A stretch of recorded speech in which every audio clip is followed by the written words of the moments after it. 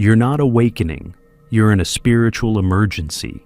Jung knew why most don't make it. Not weakness, but using the wrong map. The anxiety, isolation, feeling like you're losing your mind while everyone else seems fine. That's not the awakening going wrong. That is the awakening. Jung called it the night sea journey. A descent so dark, so devastating to everything you thought you were, that most people do one of three things. They run back to sleep, they experience complete functional collapse, or they fake it, creating a spiritual persona even more false than the one they tried to escape. Today, I'll show you exactly what Jung discovered about why spiritual awakening is the most dangerous journey a human can take. Watch till the end to learn the 3 specific traps that destroy most awakening people, and Jung's exact techniques for navigating each one without losing yourself or your sanity. He didn't just study this, he lived it. At 38, successful, respected, at the peak of his career, Jung deliberately walked into madness. For 6 years, he recorded visions so intense, voices so real, experiences so shattering that he wrote, "I was menaced by a psychosis." He saw things that would have led to institutionalization for anyone else. Floods of blood over Europe, the dead walking. Conversations with figures from depths of the psyche most people never touch. His family thought he'd lost it. His colleagues abandoned him. He nearly lost everything. But what he found in that darkness became the map that could save your life. Not your spiritual life, your actual psychological survival. Because here's what Jung discovered that changes everything. Spiritual awakening isn't what the gurus sell you. It's not ascending to light. It's not transcending your humanity. It's not becoming peaceful, enlightened, or special. It's the systematic destruction of every lie you've used to stay sane. Jung saw it clearly. Humans need illusions to function. We need our personas, our projections, our comfortable unconsciousness. They're not character flaws, they're psychological survival mechanisms. And spiritual awakening, it strips them all away. Not gently, not with love and light, but with the kind of brutality that makes people literally lose contact with ordinary reality. Your psyche doesn't want you to wake up, it wants you to survive, and it will fight your awakening with weapons you don't even know you're carrying. Jung identified 3 specific ways the psyche destroys people during awakening. 3 psychological landmines that detonate the moment you get too close to truth. Unless you know exactly what they are and how they work, you won't survive what's coming. The first one has already started. You just don't recognize it yet, because it's disguised as spiritual progress.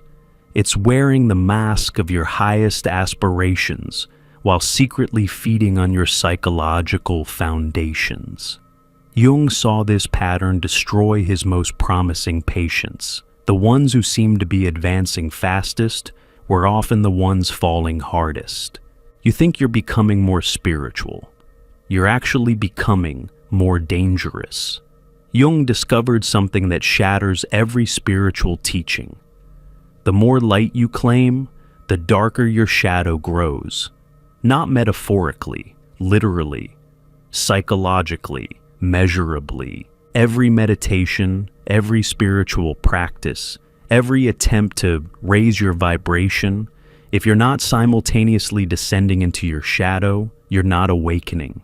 You're inflating. And inflation leads to explosion. Here's what's really happening in your psyche right now. All your life, you've pushed parts of yourself into the shadow. Your rage, unacceptable. Your selfishness, shameful. Your sexual darkness, terrifying. Your power, too dangerous. Even your joy, too vulnerable.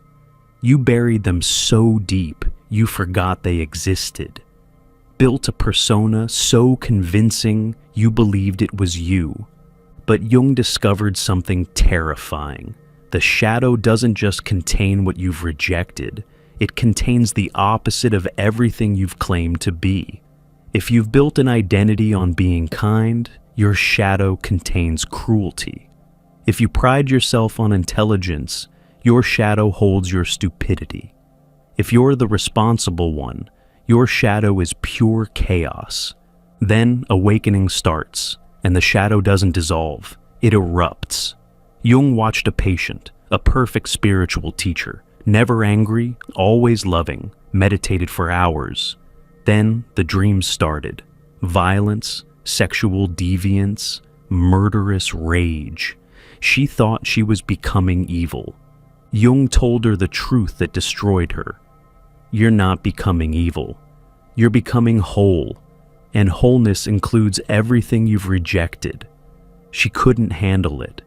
Doubled down on meditation, tried to pray away the shadow. 2 years later, complete functional collapse. Why? Because, and this will change how you see everything, the shadow isn't your enemy. Jung called it the seat of creativity. Every ounce of power you've disowned lives there. Every drop of authenticity you've rejected. Every spark of life force you've deemed unacceptable. Jung discovered this through his own shadow work. He found a figure he called Philemon, an ancient wise man living in his unconscious. But to reach Philemon, he first had to face what he called his murder fantasy.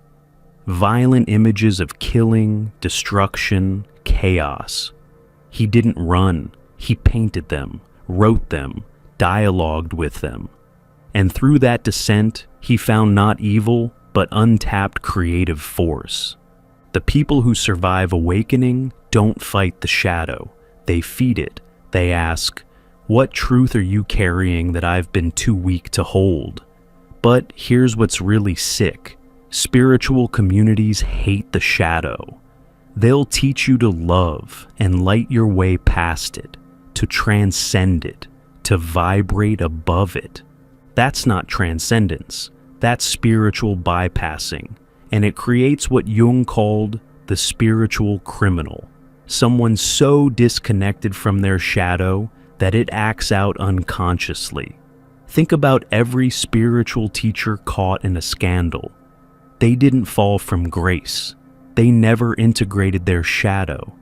It was always there, growing in the dark, waiting to destroy everything they built on the lie of their light. Jung documented case after case. A monk who meditated 16 hours a day developed violent fantasies about the other monks. A female healer who preached unconditional love began having dreams of torturing her clients. A spiritual author writing about peace started experiencing rage so intense he would black out. None of them were becoming evil. They were meeting the parts of themselves they'd used spirituality to avoid. Your shadow is erupting right now. That anger you feel, that's decades of suppressed rage. That sexual energy, that's your life force returning. That destructive urge, that's your power trying to come home. Most people can't tolerate this. They either repress harder, using spirituality as a weapon against themselves, or they act out, destroying their lives in unconscious shadow possession. Jung's technique was revolutionary. Active imagination. Don't just observe the shadow, engage it, talk to it, ask it what it wants, give it a voice, a face, a story. Not to become it, but to understand it. To integrate its energy consciously rather than being possessed by it unconsciously. The ones who survive, they learn to dance with the devil they've been running from. They realize the shadow isn't trying to destroy them. It's trying to complete them. They understand what Jung meant when he said, "I'd rather be whole than good." But even if you integrate your shadow, there's something worse waiting. Everyone talks about ego death like it's the goal. Jung knew better. He watched what happened when people actually tried to kill their ego. They didn't become enlightened. They experienced complete dereality sensations, losing all contact with ordinary reality. Here's what nobody understands. The ego isn't your enemy. It's your container. Without it, you don't transcend reality. You lose contact with it. You don't become spiritual. You become unable to function. But here's where it gets twisted. During awakening, the ego doesn't just die. It fights back. And it fights dirty. Jung called it the reality of the psyche. Your ego has been running your life, thinking it's in control. Then awakening shows it the truth. It's not the master. It's barely middle management. There are forces in your unconscious infinitely more powerful. The ego's response? Absolute panic. But it's smart. It doesn't fight directly. It infiltrates. It takes your spiritual experiences and claims them. I had the vision. I received the message. I am special. I am chosen. I am awakened. Number. Something moved through you. You are not IT. Jung watched this pattern destroy people. They'd have genuine spiritual experiences, real contact with the numinous. Then their ego would grab it. I touch God, therefore I am godly. This is spiritual inflation, and it's more dangerous than staying asleep. He documented a patient, brilliant businessman, early 40s, who started having profound synchronicities. Everything aligned perfectly. Every thought manifested. Every desire materialized. He believed he'd cracked the code of reality, that he was chosen to teach humanity a new way of being. His ego had hijacked genuine spiritual opening and turned it into a God complex. Within 6 months, he'd left his family, quit his job, started a spiritual movement. Within a year, he was living on the streets, convinced reality was a simulation only he could see through. Jung worked with him for 3 years to help him differentiate between the genuine spiritual content he'd received and his ego's inflation around it. Because now, you're not just unconscious, you're unconscious while believing you're awake. You're not just ego-identified, you're ego-identified with spiritual authority. You're not just asleep, you're teaching others to sleep while calling it awakening. Jung's exact words: the ego becomes inflated when it appropriates contents of the collective unconscious. Every time you think, I'm awakened and they're not, that's ego inflation. Every time you feel spiritually superior, ego inflation. Every time you believe you have the truth, ego inflation. The ego doesn't die during awakening. It evolves. It becomes a spiritual ego, more sophisticated, more deceptive, more dangerous. Jung saw patients who seemed to be progressing beautifully, then overnight, messianic complexes, convinced they were prophets, started gathering followers, built movements. 2, 3 years later, complete collapse, lives destroyed. They required intensive support to return to functional reality. The telltale signs Jung identified: they stop questioning themselves. They become certain about everything. They can't tolerate criticism. They see signs and messages everywhere confirming their specialness. They believe their thoughts create reality. They think they've transcended human limitations. They feel called to save or awaken others. What happened? They confused the messenger with the message. They thought because divine content moved through them, they were divine. The ones who survive, they learn what Jung called relativizing the ego. The ego remains, but it knows its place. Servant, not master. Vessel, not source. radio, not the signal. Jung's technique: constantly check your inflation. When you feel special, ask, what archetypal energy am I identifying with? When you feel chosen, ask, chosen by what part of my psyche? When you feel awakened, ask, what's still asleep? The ego needs constant monitoring during awakening, not destruction, conscious relationship. But this creates a new problem, because once your ego realizes it's not in control, once it accepts its demotion, you enter what Jung called the void. No old identity, no new identity, no solid ground. Just free fall through psychological space. Most people grab the first belief system they find, anything to stop the falling. That's how cults are born. That's how fundamentalism takes root. That's how spiritual awakening becomes spiritual imprisonment. They trade one ego structure for another, usually more rigid than what they left. But even if you avoid that trap, there's one more that breaks almost everyone.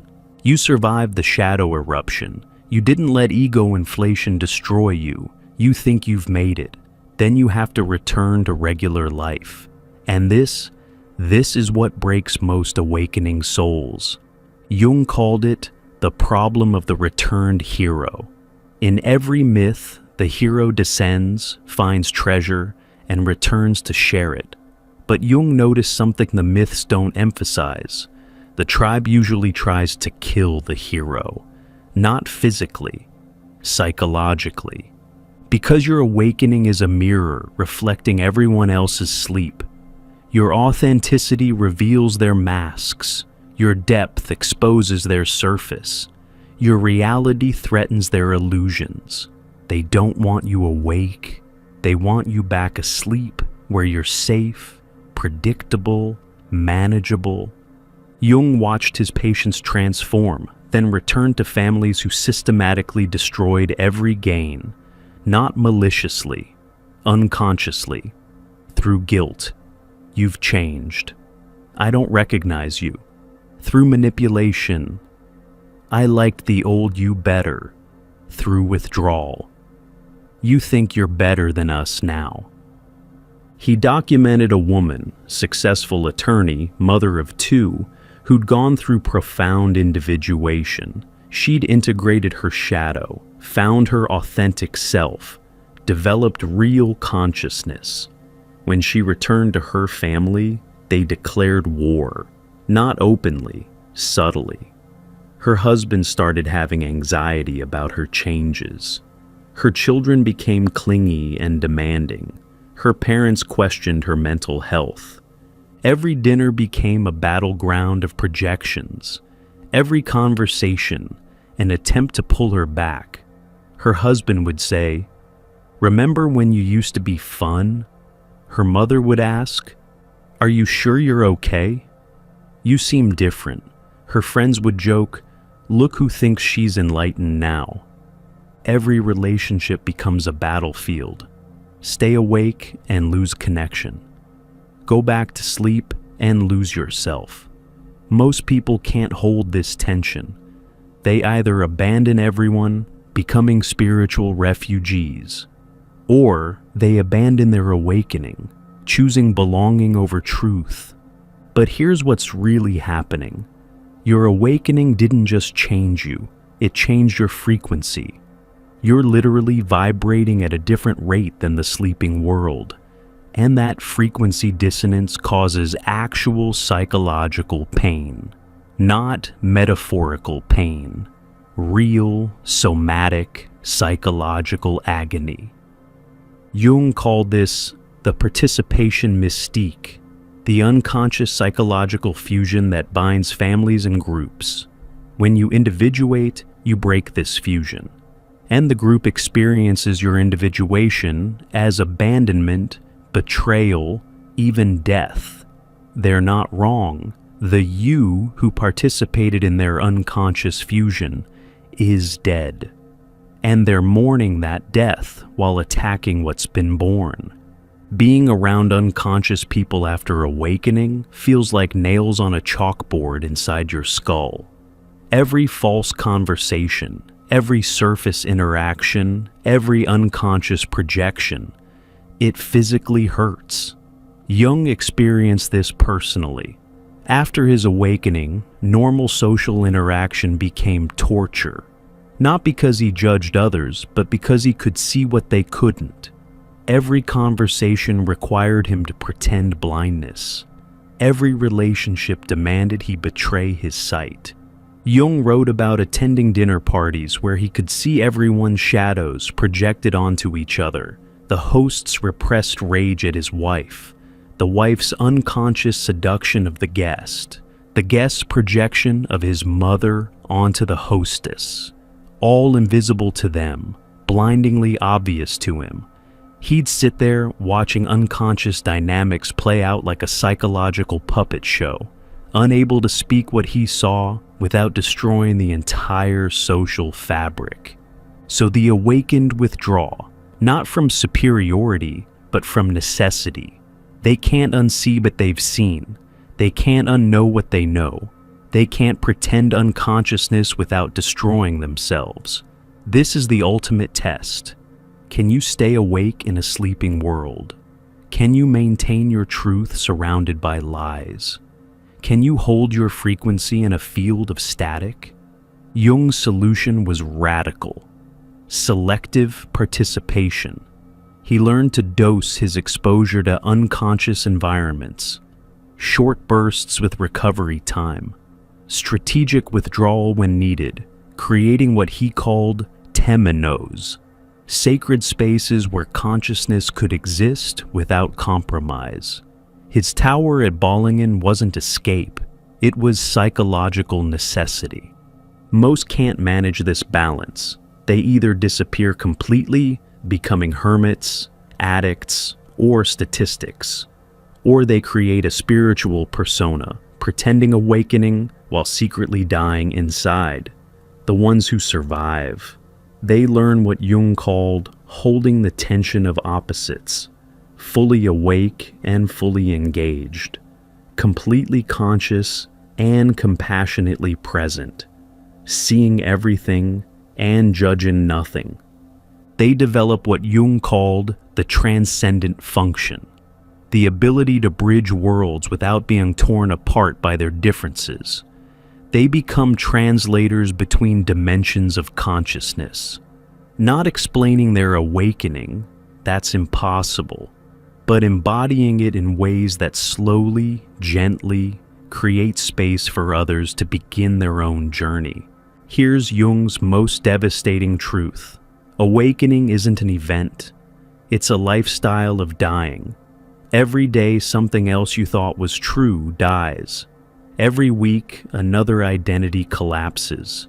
Every month, a deeper shadow emerges. Every year, a new ego structure needs dismantling. Jung was still dying to himself in his 80s, still discovering shadows, still deflating inflations, still integrating new depths. He had a dream near death where he was a student again, ignorant, seeking, beginning. After decades as Carl Jung, the master psychologist, his unconscious said, "You know nothing."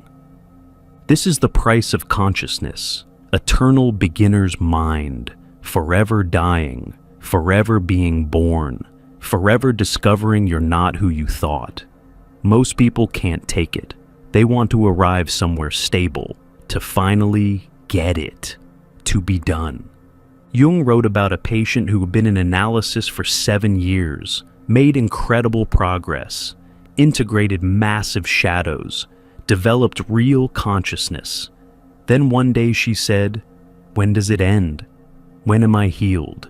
Jung's response destroyed and liberated her. Never. The unconscious is infinite. You're exploring infinity. How do you complete infinity? But consciousness isn't a destination. It's an infinite spiral. How do you complete infinity?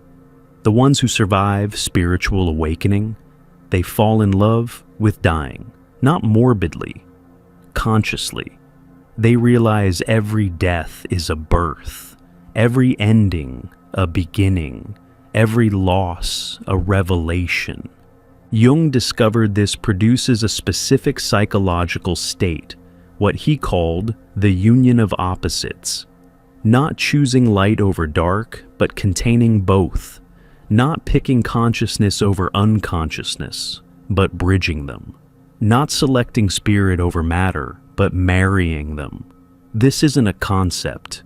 It's a lived experience that restructures your entire psyche.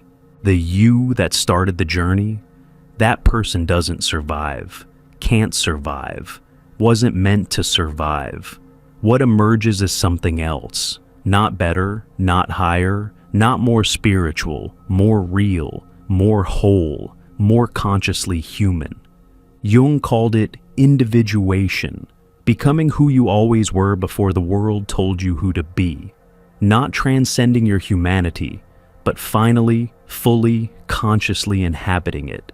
This isn't the awakening sold in spiritual marketplaces. It's not bliss. It's conscious suffering. It's not peace. It's conscious tension. It's not arrival. It's conscious journey. Jung's personal formula, discovered through his own descent. The privilege of a lifetime is to become who you truly are. But he added something most miss, and that true self includes everything you're not. The murderer and the saint, the genius and the fool, the god and the animal, all of it consciously integrated into one impossible, paradoxical, authentic self. And that's why most people never survive it. They're trying to survive as who they were while becoming who they are. Impossible. They want the treasure without the descent, the wisdom without the wound, the resurrection without the crucifixion. So, here's what Jung would tell you if he were alive today. Stop trying to survive your spiritual awakening. Let it destroy you, completely, consciously, with full participation in your own demise. Let the shadow erupt, then integrate it. Let the ego panic, then relativize it.